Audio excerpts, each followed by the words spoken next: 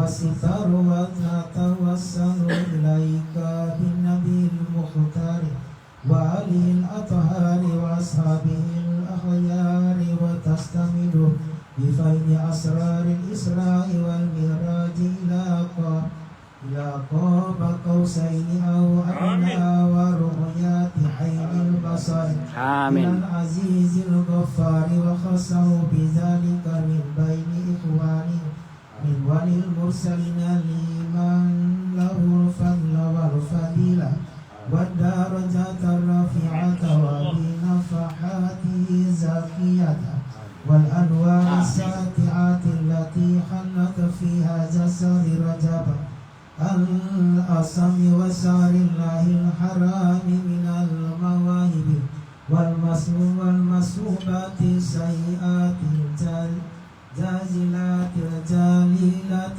أن تصلي وتسلم على صاحب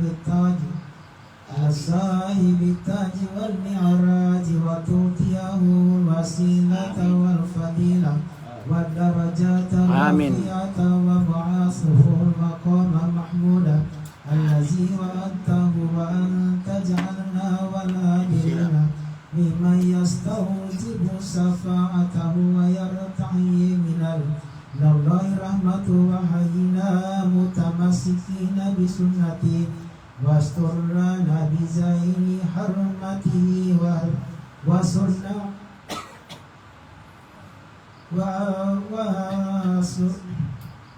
وسنانا في زمرته ووافقنا وإياهم لقيام وظائف هذه الليلة وهذا الشهر حتى نجتبي ثمرات فضائل هذه الساعة المنورة وأن تبلغنا والحاضرين والمطلوب همهم وتحرسنا وإياهم من فتنة الهوى والنفس والشيطان والحاسدين الباغين وتغفر لنا ولوالدينا ولمشايخنا والحاضرين ووالديهم ومشايخهم والمسلمين والمسلمات الأحياء منهم والأموات مغفرة شاملة لما قدمنا وما أخرنا وما أسررنا وما أعلنا وما أسرفنا يا غفار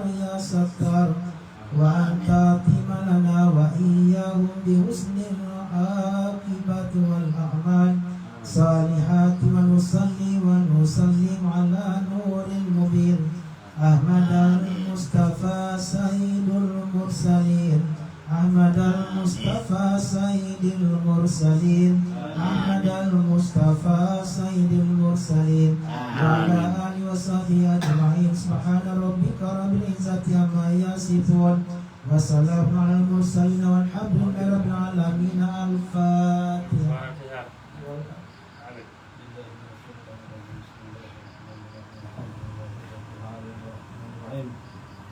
مالك يوم الدين إياك نعبد وإياك نستعين اهدنا الصراط المستقيم صراط الذين أنعمت عليهم آمين.